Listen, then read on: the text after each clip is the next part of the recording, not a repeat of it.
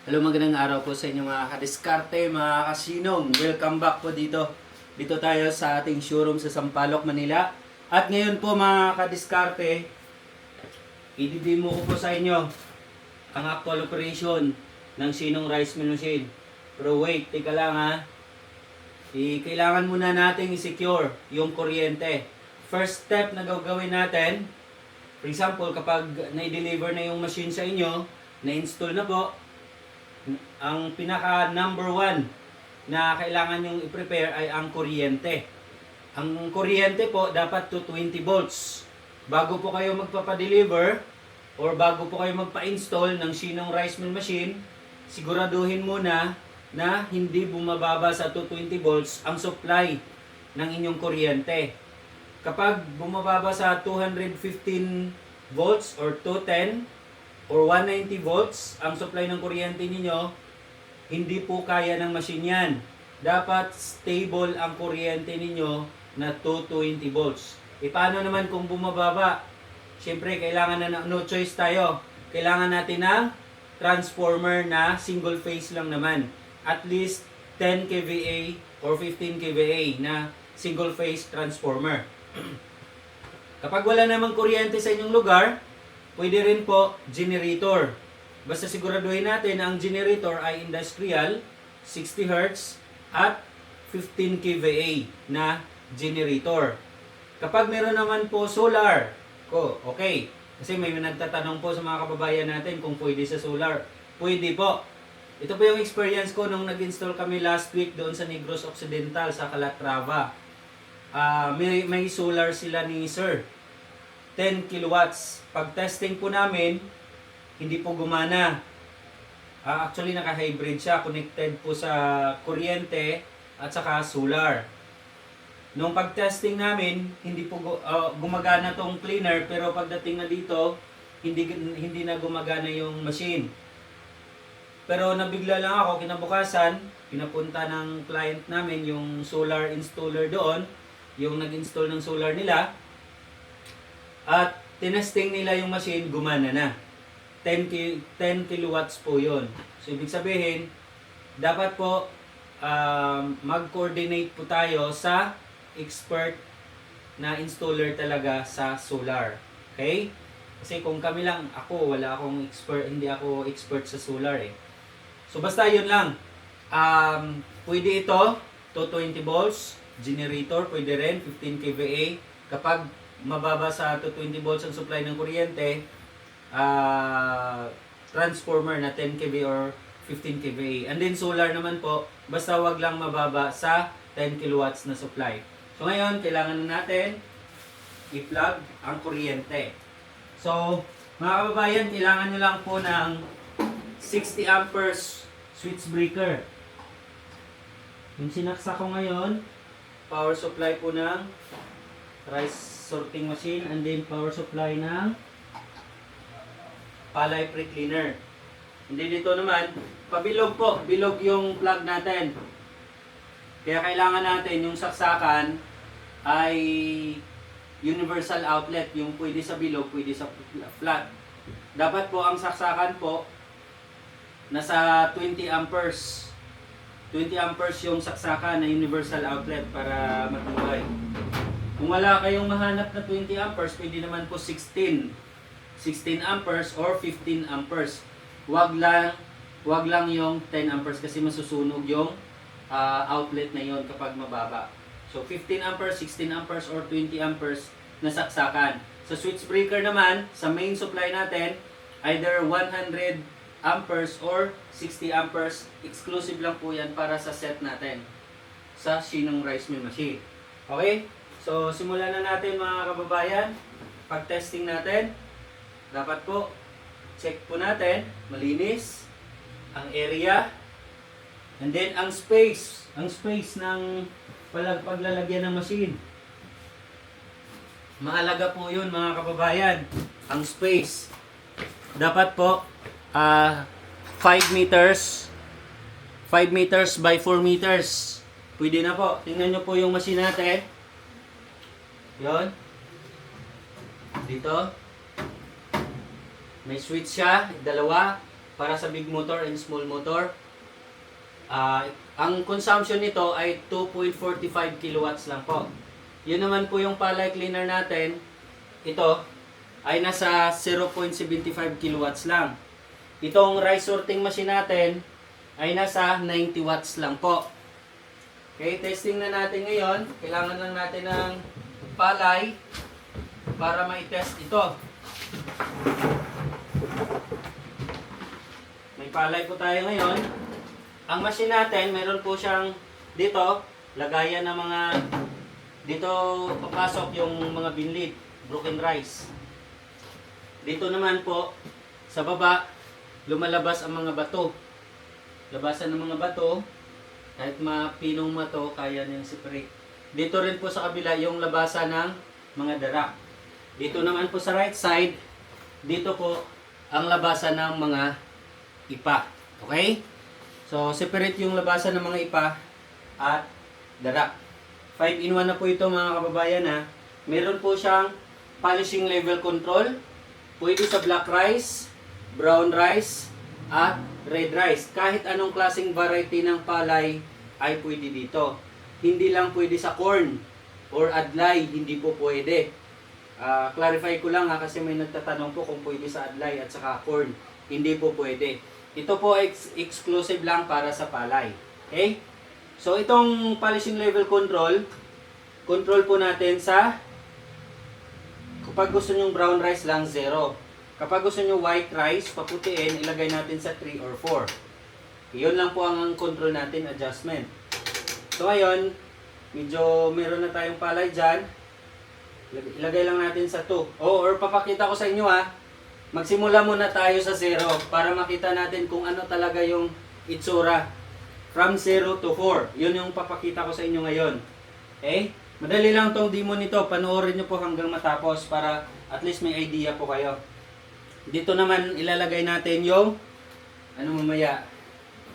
Okay, dito ilalagay yung kapag isi-separate natin yung broken rice at saka mga binlid. So, simulan na tayo. Okay, muna po, close lang natin to. Close lang muna. Then, kailangan natin ng palay. Dito tayo magsimula. Ang palay natin, galing pa ito ng Nueva Ecija. Binili natin ito sa Nueva Ecija. So, testing natin ha, kung maganda yung Ang kagandahan dito mga kababayan, mataas po yung recovery rate ng ating machine. Mataas po. Dahil umaabot po ng 66% ang recovery rate.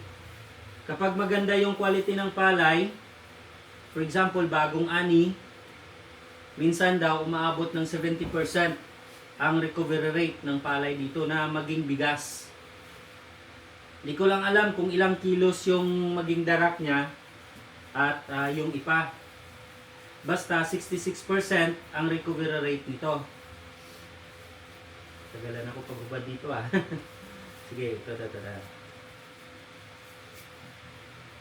Kung interested po kayo na bumili ng Sinong Rice Mill Machine, yun po talaga ang pinakaunang step na gagawin ninyo. Yung building, yung paglalagyan ng machine, kuryente. Mahalaga po yung kuryente kasi sayang investment natin na may na-deliver kami dati sa Cagayan. Pagdating doon, hindi pala kaya ng kanilang kuryente. Yan, ito. Medyo mabigat to. Kailangan ko lang ng scoop. Iunahin muna natin to. Busin muna natin to. Para ma-test natin. Kasi mahalaga po sa machine, kapag mag-invest naman kayo sa machine, tagal to. Kailangan natin ng scooper. Kailangan natin ng scooper.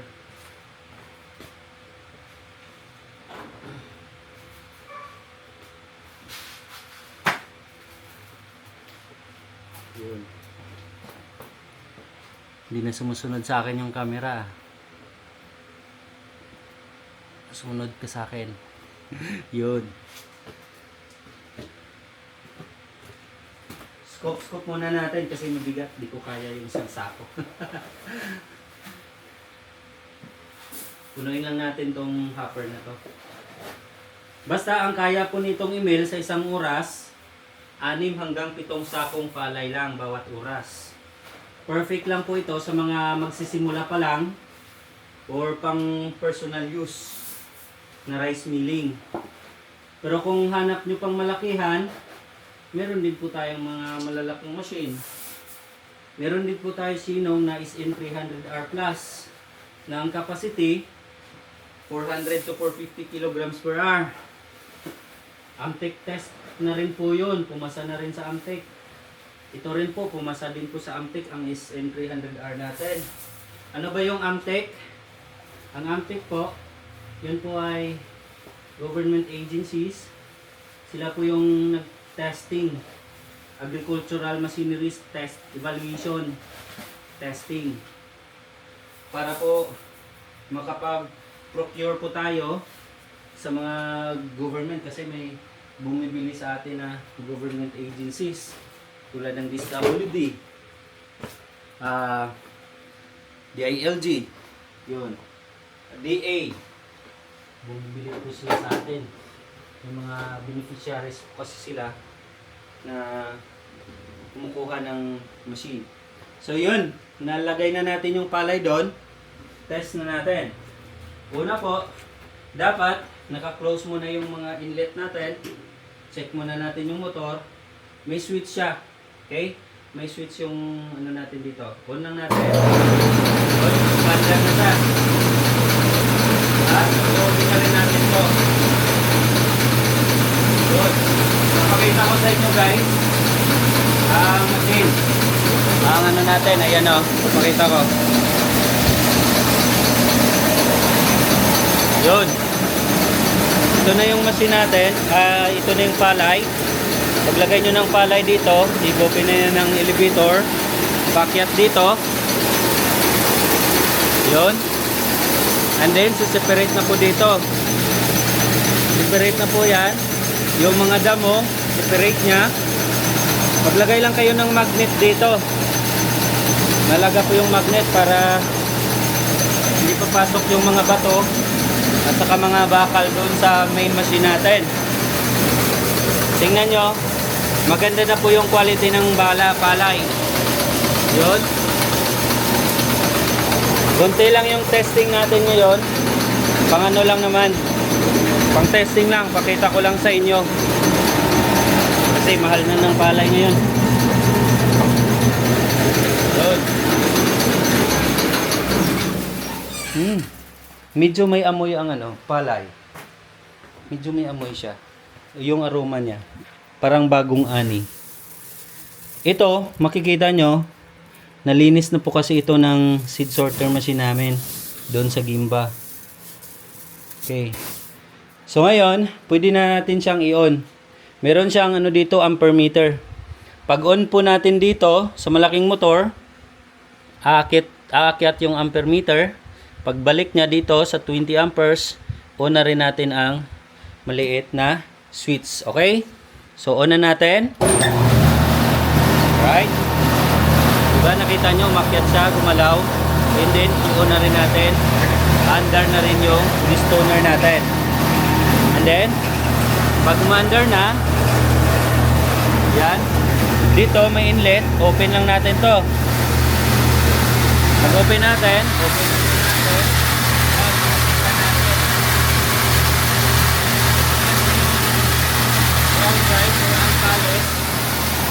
Dito, yan. And then, akyat na rin dito. Tingnan nyo po mga kababayan, no? Oh, ang palis, brown rice. Ito yung elevator. And then, kapag marami na yung laman dito sa hopper, okay, simula muna tayo sa 0. Okay? Mag-testing tayo. Wait lang, saan ko ba i-test? Punuin ko muna para ipakita ko sa inyo kung gaano kaganda. Alright. Dito natin i-test. Zero muna guys ha, zero. Yan, brown rice pa lang yan ha. Brown rice. Ito yung paano ko sa inyo, brown rice. Galing sa ano natin, polisher. Sa Halier. Lagay na, zero muna. Open natin. Yun. Kukuha tayo ng sample ng zero. Ito po yung zero. Zero. And then, ilagay naman natin sa 1. 1. Lagay natin sa 1.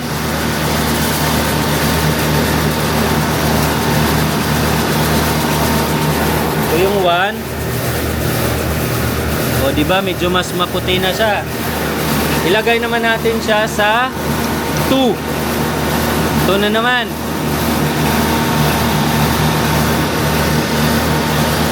Number 2. Number 2 yan. O. Ilagay naman natin siya sa number 3. Number 3 na yan. Number 3.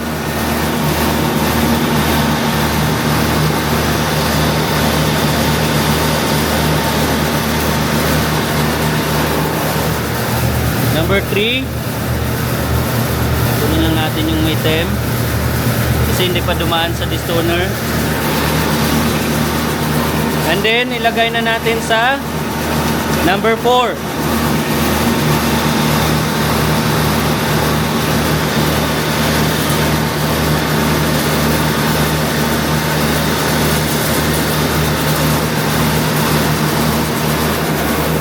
Ito na yung number 4.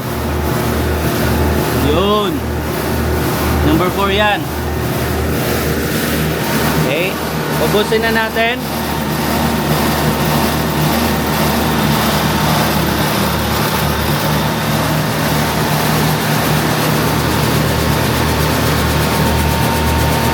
Yun. Napakaganda po yung output ng bigas sa number 4. Maputi na po siya.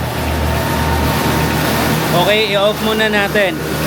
Tingnan natin ang kaibahan. Papakita ko muna sa inyo ang kaibahan doon sa adjustment ng ating polishing level control. Okay? Una, ito po yung brown. Hindi pa po ito dumaan sa polisher. Galing pa po ito ng Halier and then inakyat ng elevator doon sa brown rice hopper natin. Ito naman po yung sa zero. Inilagay natin dito sa 0. Yan, dyan natin nilagay kanina at ito yung result. Medyo may pagka ano pa siya pero maganda na rin. Medyo brown pa siya. Ito naman po ang nilagay natin sa 1. O di ba maganda? Maganda po yung 1. Nilagay natin siya dito kanina. 'Yon. At ito, again, ito yung brown rice, hindi dumaan sa polisher. 0, 1. Ito naman ang number 2. Tingnan nyo guys. Number 2. Anong masasabi nyo sa number 2? Medyo may durog siya, pero hindi siya ganun ka dami.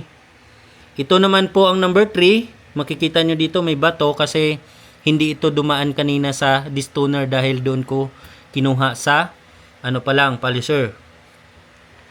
O, malinis. Puti. At ito naman po ang number 4. Sa number 4, napakaganda. Tingnan nyo. O, di ba? Malinis na ang bigas natin.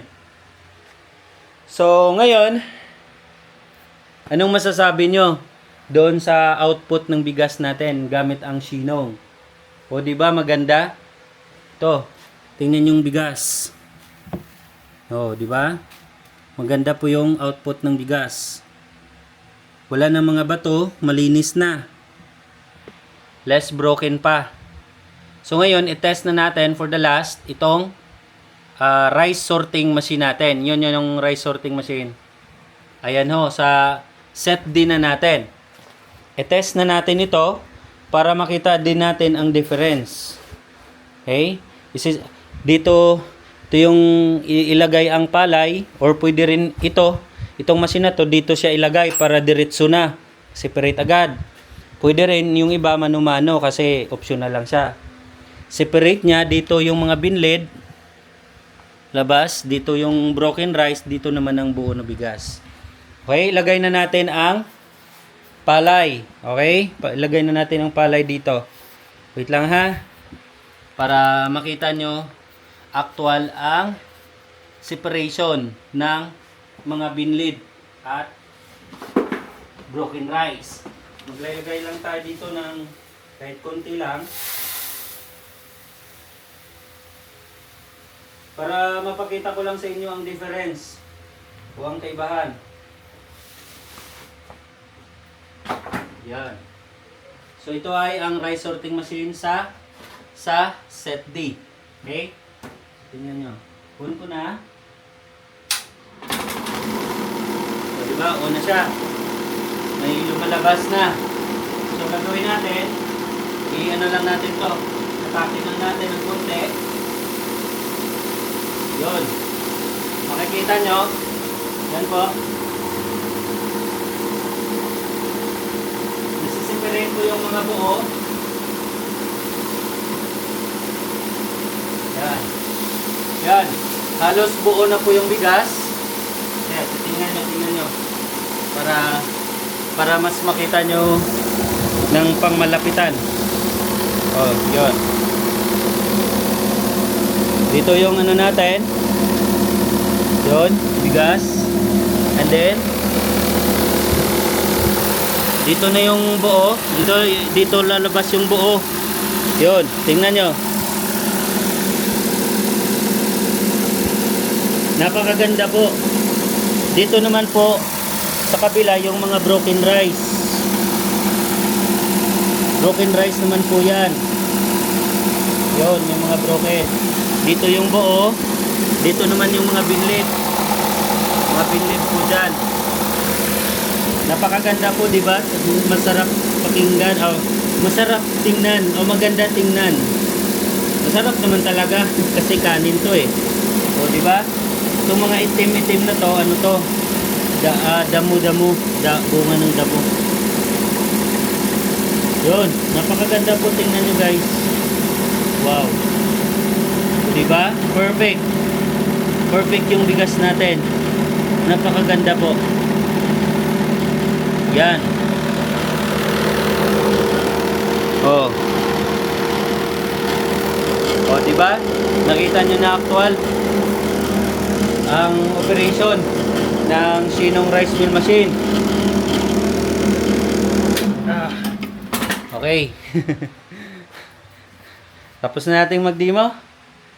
Pwede na ako mag-deliver sa inyo. Deliver na natin.